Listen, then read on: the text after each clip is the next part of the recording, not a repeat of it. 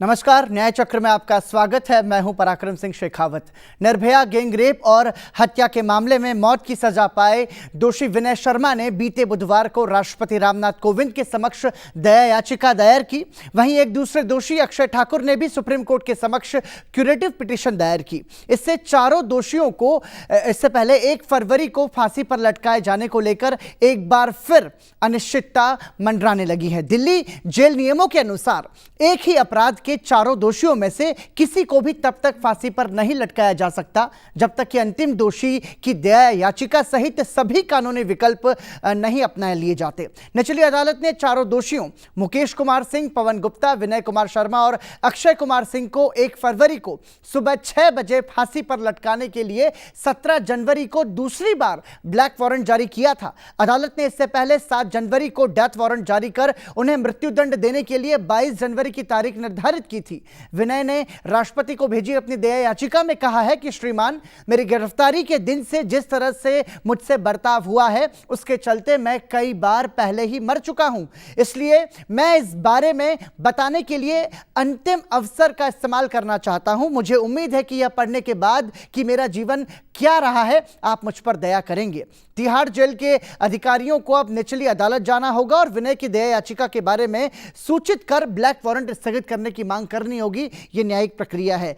अब तक एकमात्र मुकेश ही ऐसा व्यक्ति है जो सभी कानूनी विकल्प आजमा चुका है। उसकी दया याचिका राष्ट्रपति ने 17 जनवरी को खारिज कर दी थी और राष्ट्रपति के इस निर्णय के खिलाफ उच्चतम न्यायालय ने बुधवार को उसकी अपील भी खारिज कर दी। न्यायमूर्ति आर भानुमति के नेतृत्व वाली 3 सदस्यीय पीठ ने मुकेश की अपील खारिज करते हुए कहा था कि त्वरित विचार और दया याचिका त्वरित रूप से खारिज कर देने का यह मतलब नहीं है कि राष्ट्रपति ने इस पर सोच विचार नहीं किया। वहीं अक्षय ने शीर्ष अदालत में अपनी उपचारात्मक याचिका दायर की थी जिसे 5 न्यायाधीशों की पीठ ने गुरुवार को यानी कि आज खारिज कर दिया। अब अक्षय के पास भी राष्ट्रपति के समक्ष दया याचिका दायर करने का विकल्प है। मुकेश और विनय के बाद सुधारात्मक याचिका दायर करने का वह तीसरा दोषी है। चौथे दोषी पवन को अभी सुधारात्मक याचिका दायर करनी है और फांसी से बचने की कोशिश में वह भी अंतिम विकल्प आजमा सकता है।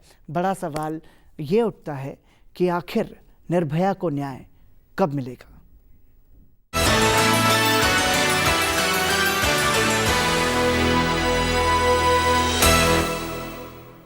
और इस विषय पर बातचीत के लिए स्टूडियो में हमारे साथ मौजूद हैं 2 खास मेहमान। हमारे साथ मौजूद है सीमा कुशवाहा, आप निर्भया केस की वकील हैं। बहुत बहुत स्वागत सीमा जी। साथ ही चर्चा में हमारे साथ जुड़ रही हैं सुप्रीम कोर्ट की वरिष्ठ अधिवक्ता ऐश्वर्या भाटी। बहुत बहुत स्वागत ऐश्वर्या जी।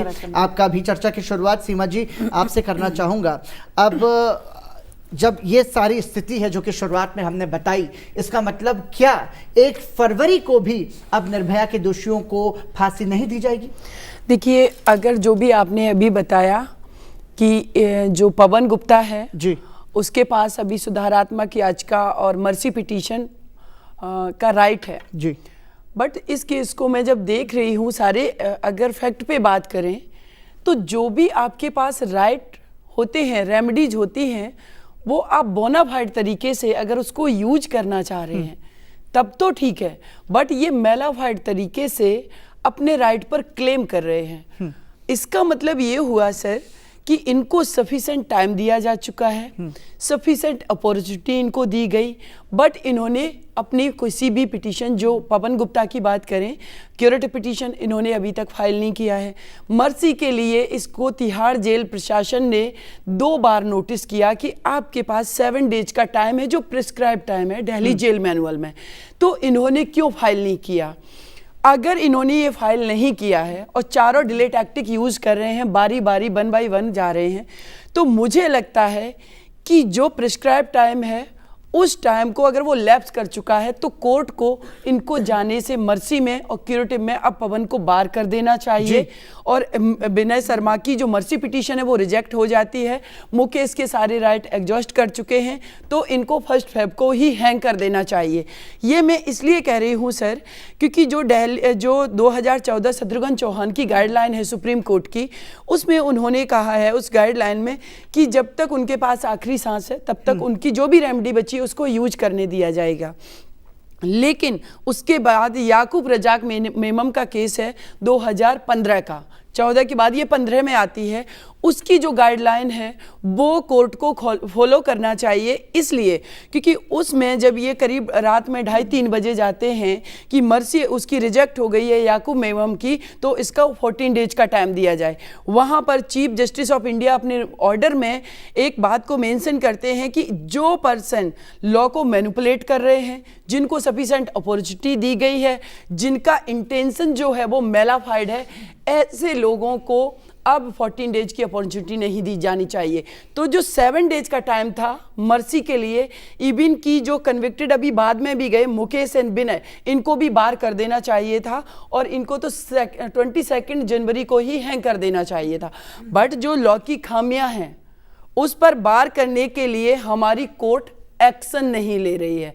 जो लॉ है उसको डिले टैक्टिक वो यूज कर रहे हैं और कोर्ट इसको करने दे रही है। ठीक है ऐश्वर्या जी, बार बार कहा जाता है justice delayed is justice denied. 7 साल हो चुके हैं और मतलब खेल एक तरीके से चल रहा है कि बारी बारी से पहले मैं करता हूं, फिर तू कर, और उसके बाद जो 14 दिन का समय देने का भी प्रावधान है और राष्ट्रपति की याचिका यदि खारिज हो जाती है तो उसको भी चैलेंज करने का प्रावधान। ये कैसा कानून है? सही कह रहे हैं आप पराक्रम जी। एक देखिए, एक तो सिस्टम का यूज़ होता है और एक सिस्टम का एब्यूज़ होता है। ये कानून में ये रेमेडीज़ अवेलेबल नहीं है।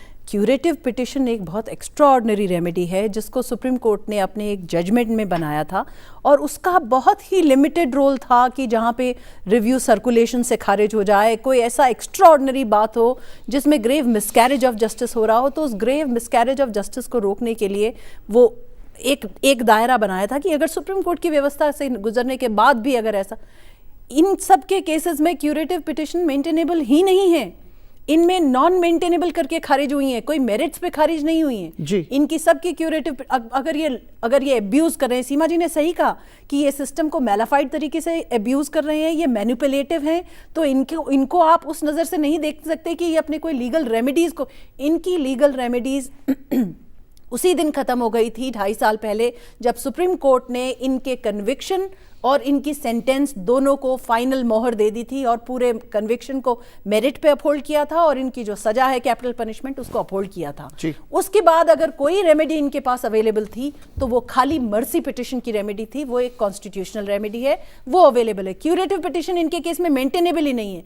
पर देखिए सिस्टम इतना समय लेता है कि वो जो ब्लैक वारंट आप कह रहे हैं, डेथ सेंटेंस का एग्जीक्यूट करने के लिए भी वारंट इशू करना पड़ता है, तो वो वारंट इशू होने में समय लगा और ये लोग तो इंतजार ही कर रहे थे, ये सिस्टम को मैनिपुलेट कर रहे हैं, तो ये सिस्टम का इंतजार कर रहे थे कि नहीं तो 2.5 साल तक क्यों नहीं इन्होंने अपने अगर इनको लगता था कि ये माफ़ी के जो आपने उनके मर्सी पिटिशन में से लाइन पढ़ के सुनाई कि मैं जिस दिन से गिरफ्तार हुआ हूँ उसी दिन से, आपने निर्भया पे तो कोई मर्सी नहीं रखी, आपने उसकी चीख पुकार को तो निर्भया के वर्जन को थैंकफुली उनका डेथ मतलब उनका डाइंग डिक्लेरेशन को मत छोड़ना, ये जाते जाते के शब्द थे उस बच्ची उनके डाइंग डिक्लेरेशन था।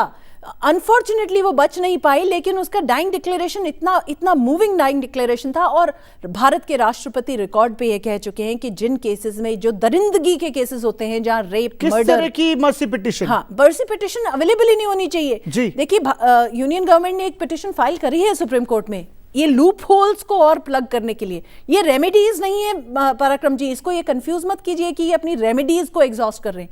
रेमेडी इनकी 2.5 साल पहले खत्म हो चुकी है, अब ये खाली सिस्टम के साथ खेल खेल रहे हैं। सुप्रीम कोर्ट क्यों इनको एंटरटेन कर रहा है? सुप्रीम कोर्ट क्यों अपना कीमती समय इनमें जाया कर रहा है यदि इस तरीके की व्यवस्था नहीं है तो? फिर क्योंकि पराक्रम जी हमारा सिस्टम ये कहता है कि कोई अगर गलत पिटिशन भी फाइल करे तो उसको ऊपर उसका रिजेक्शन का ऑर्डर भी सुप्रीम कोर्ट ही देगा। तो आप रोक नहीं सकते, रूल ऑफ लॉ का देश है हमारा, आप ये नहीं रोक सकते कि आप गलत पिटिशन फाइल मत करो। गलत पिटिशन फाइल हो रही है तो वो गलत पिटिशन खारिज हो रही है और कितनी अलाक्रिटी से वो पिटिशंस खारिज हो रही हैं। ये सिस्टम का एब्यूज हो रहा है, बल्कि अब और ज़्यादा यूजुअली डेथ रो के कॉन्विक्ट्स को कोर्ट डिले वगैरह ये सब पे थोड़ा ठीक रहता है कि मतलब वो जेल में है इसलिए उनको अपॉर्चुनिटी मिले, पर इस केस में तो पूरी तरह माखौल बनाया जा रहा है, एक पूरा एब्यूज और मैनिपुलेशन के अलावा कुछ नहीं है। पर दे आर जस्ट, वो एक कहावत है ना कि झूठ मतलब सच जब जूते ही पहन रहा होता है तो झूठ के पांव तो ऐसे इतने लंबे होते हैं कि झूठ आधी दुनिया का सफर करके आ सकता है तब तक तो। पर अल्टीमेटली कहां तक भागेंगे, ये कहां तक भागेंगे? हमारा सिस्टम लंबा जरूर है पर सिस्टम में बहुत स्ट्रेंथ है, बहुत रोबस्ट है, और भले ही ये एग्जीक्यूशन की तारीखें टल रही हों लेकिन क्या इनको कोई रोक नहीं सकता फांसी के फंदे से? सीमा जी, सवाल यहाँ पर इस बात के लिए उठता है कि जब ठीक है हमारा कानून ये कहता है कि चाहे 10 दोषी छूट जाए लेकिन एक निर्दोष को सजा ना मिले, लेकिन यहाँ पर तो आरोप सिद्ध हो चुका है और सब कुछ जब सबके सामने है, उसके बाद भी जब तारीख पे तारीख ही बढ़ती है तो फिर गुस्सा तो पूरे देश के मन में है। लेकिन जरा आकलन कीजिए, आप तो खुद निर्भया की वकील हैं उसके केस की, उसके परिवार वालों पर क्या बीती होगी जब उन्हें फिर यह पता चलता होगा कि अब अगली तारीख पर बातचीत होगी और तय किया जाएगा कि इन दरिंदों को फांसी होगी या नहीं होगी? देखिए, जैसे आपने पराक्रम सर पूछा कि जो 10 अपराधी छूट जाएं, मतलब 90 अपराधी की, 10 की नहीं 99 अपराधी छूट जाएं, बट एक इनोसेंट को पनिशमेंट नहीं होना चाहिए। मैं तो आपको कहूंगी कि ये जो वाली जो युक्ति है स्टेटमेंट, मैं इससे कभी सेटिस्फाई नहीं हुई। मैं इसलिए नहीं हुई कि आप 99 के छोड़ने की बात क्यों कर रहे हैं?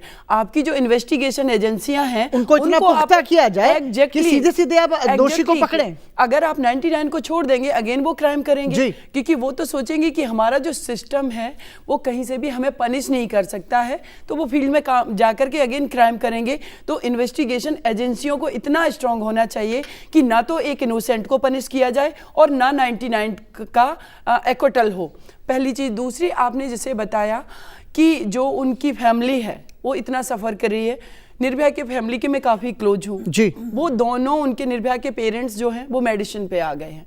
वो कहते हैं कभी कभी कि सीमा मैं क्या करूँ, मुझे लगता है कि मैं भी एक कहीं पर पिटीशन लगा दूँ कि मैं मेंटली इतने टॉर्चर हो रही हूँ, क्योंकि एक तो मेरी बेटी को मैं नहीं बचा पाया ये सिस्टम, लॉ एंड ऑर्डर आपका फेल रहा, ऊपर से आपके सिस्टम की जो लूप होल्स है, खामियाँ हैं, उसके वजह से ये इतना डिले हो रहा है कि मैं डाउटफुल हो जाती हूँ कि उसको न्याय मिलेगा या नहीं मिलेगा। तीसरा जो सर आपका सवाल था कि क्या जो पूरा एक सिस्टम जो है वो इतना टाइम लगा रहा है, देश इंतज़ार कर रहा है। देखिए, जो भी प्रोविजंस हैं उनका अगर उनका कन्विक्शन हो रहा है तो फिर क्यों ना उसका इन्फोर्समेंट हो। हमारे पास क्या समस्या क्या है कि हमने इतने सारे लॉज बना के रखे हैं। अगर हम बात करते हैं कि वर्ल्ड का सबसे बड़ा संविधान मेरे पास है, भारत का सबसे बड़ा संविधान है, हमने हर कंट्री की अच्छी अच्छी चीज़ों को अपने भारत के संविधान में अडॉप्ट किया है, लेकिन उसका इन्फोर्समेंट कहाँ है, नहीं दिख रहा ना। इसीलिए लोग परेशान होते हैं। आपने देखा जब तेलंगाना में एनकाउंटर किया जाता है, मैं उस चीज़ को ये नहीं कहती कि वो एनकाउंटर फेक है या सही है, लेकिन लोग कितना खुश हैं, सेलिब्रेट कर रहे हैं। इस तरह की स्थिति होगी तो फिर तो वो एनकाउंटर ही सही माना जाएगा, लोग मानने लगेंगे। जी बिल्कुल, ठीक है। तो ये सबसे बड़ी समस्या है कि इन्फोर्समेंट होना बहुत जरूरी है, जहां पर हम अभी भी वीक हैं।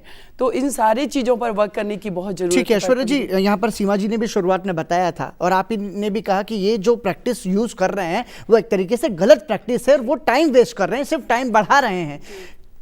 यदि 4 अपराधी हैं और समान अपराध किया है तो चारों को फांसी तब तक नहीं दी जाएगी जब तक अंतिम जो अपराधी है वो अपने सारे विकल्प को ना आजमा ले। जब कोर्ट के सामने ये चीज है, राष्ट्रपति जब, जैसा आपने बताया ऑन रिकॉर्ड, वो ये बात कह चुके हैं कि किस तरीके की दया याचिका, इतने संगीन, इतने ब्रूटल रेप्ड, विभत्स बलात्कार का जी आपने अपराध किया है, तो फिर कैसी मर्सी पिटीशन? तो उस स्थिति में राष्ट्रपति, न्यायालय क्या स्वविवेक से कोई निर्णय नहीं ले सकते क्या?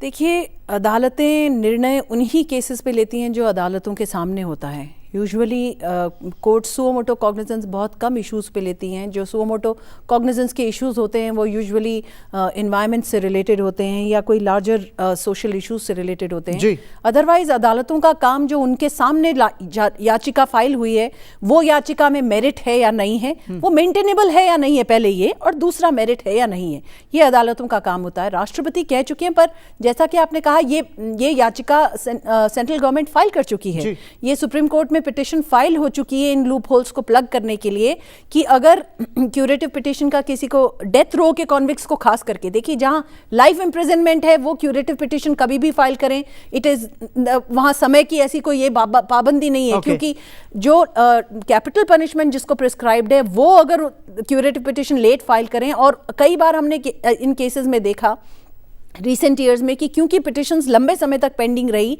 और डेथ रो पे एक कॉन्विक्ट को लंबे सालों के लिए रखा गया, तो उसी को कोर्ट ने माना कि ये उसके फंडामेंटल राइट्स का वायलेशन है, राइट टू लाइफ और लिबर्टी का वायलेशन है कि आप डेथ रो पे इतने लंबे समय पे क्यों रख रहे हो। ये इन लॉयर्स को मालूम है, इनके वकीलों को मालूम है ये बात कि ये डेथ रो पे जितना लंबे समय तक रहेंगे तो इनका वो दूसरा अधिकार जो एक एक्यूज्ड ऑलरेडी कर चुका है मर्सी पिटिशन के बाद में, तो कभी ये बात आती है कि मर्सी पिटिशन जल्दी क्यों डिसाइड हुई, कभी ये बात आती है कि मर्सी पिटिशन लेट क्यों डिसाइड हुई। यूनियन की जो पिटिशन है, अगर उस पे जो सुप्रीम कोर्ट का जो भी जजमेंट आएगा उससे काफी लूप होल्स प्लग हो जाएंगे कि इस तरह के केसेस में क्यूरेटिव और मर्सी दोनों ही टाइम बाउंड होने चाहिए। क्यूरेटिव क्योंकि हमारे लॉ बुक्स का, स्टैट्यूट का, कॉन्स्टिट्यूशन का प्रोविजन नहीं है, वो एक जज मेड लॉ है, तो इसलिए, और वो एक्स्ट्राऑर्डिनरी सिचुएशन के लिए तो जो नॉन मेंटेनेबल पिटिशंस है वो पूरी तरह प्लग हो जाएंगी अगर एक टाइम लिमिट प्रिस्क्राइब हो जाएगी। तो इनका क्यूरेटिव पिटिशन का राइट हटाया नहीं जा सकता क्या? क्यूरेटिव पिटिशन का अधिकार है ही नहीं इनके पास, यही करके डिसमिस हुई है कि क्यूरेटिव पिटिशन के दायरे में ही ये नहीं आती।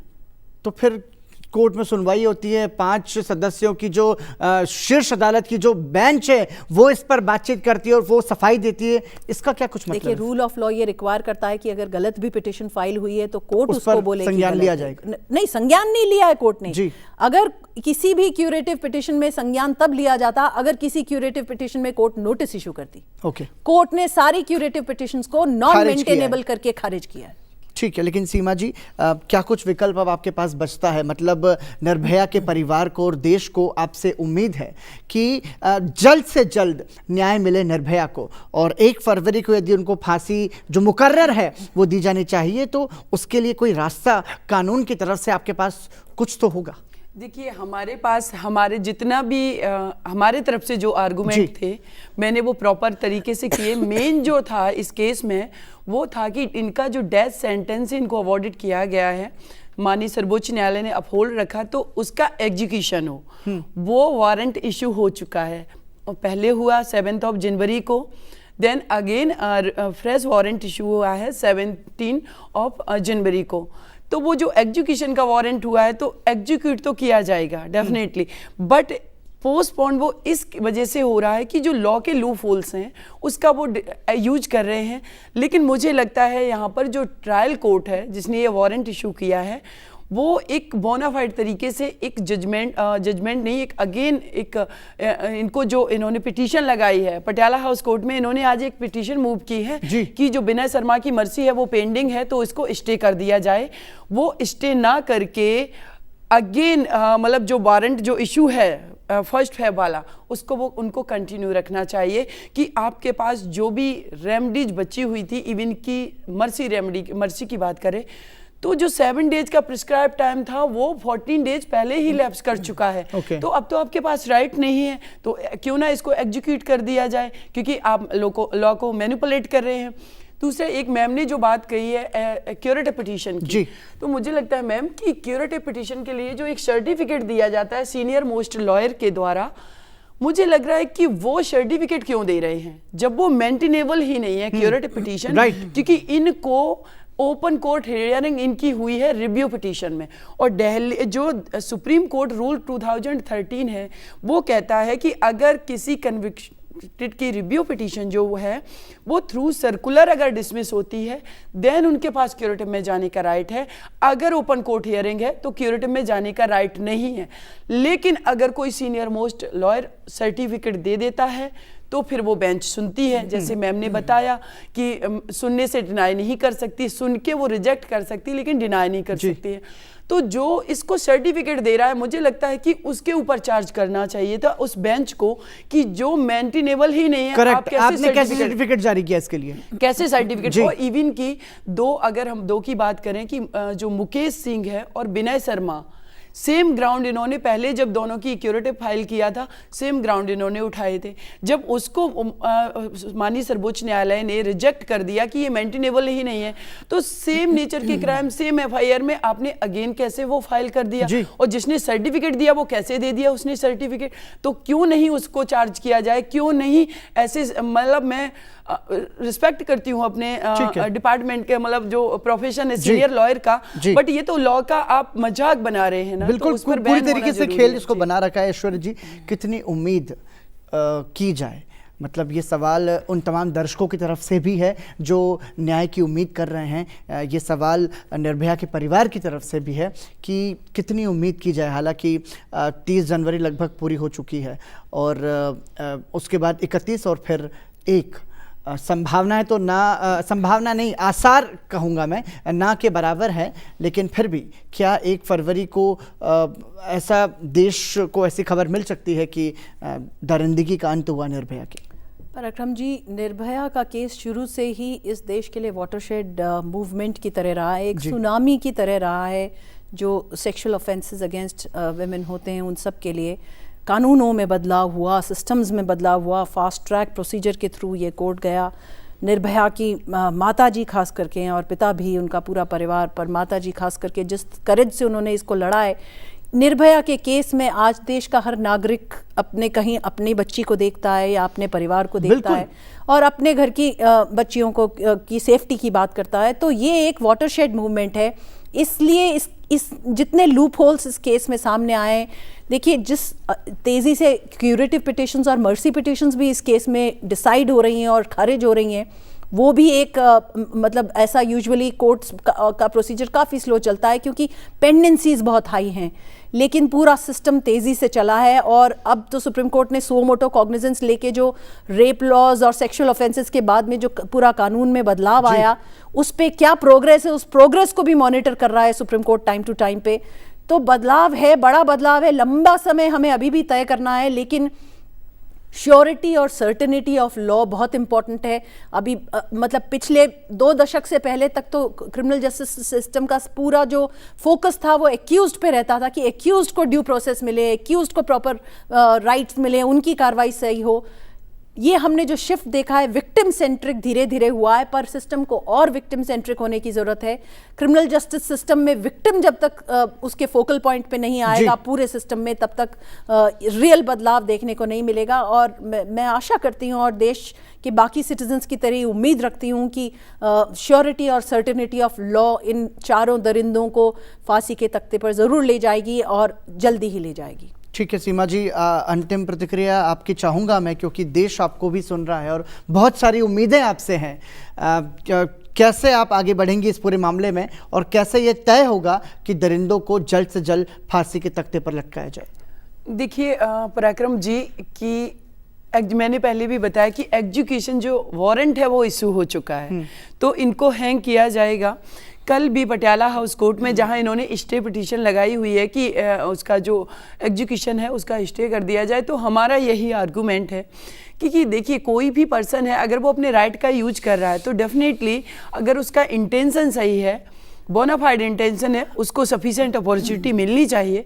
लेकिन इनका इंटेंशन मेलाफाइड है, तो इस कोर्ट को इसको ना तो स्टे करना चाहिए एग्जीक्यूशन का जो वारंट इशू हुआ, ना इसको पोस्टपोन करना चाहिए, तो 1 फेब को ही इनको हैंग कर देना चाहिए। ये हमारा आर्गूमेंट रहेगा, क्योंकि निर्भया के बाद भी निर्भया जैसे जो क्राइम हुए हैं वो पूरा देश, वो बेटियां सब इंतजार कर रही हैं कि निर्भया को न्याय मिले, तो शायद वो भी एक होपफुल, उनका एक उम्मीद जगेगी कि हमारा सिस्टम हमारे साथ जस्टिस कर सकता है। तो ये बहुत ज़रूरी है। 16 दिसंबर 2012 की रात को दक्षिण दिल्ली में चलती बस में देश की बेटी निर्भया के साथ 6 दरिंदों ने बलात्कार किया था विभत्स तरीके से, और उसके बाद चलती बस से निर्भया को सड़क पर फेंक दिया था।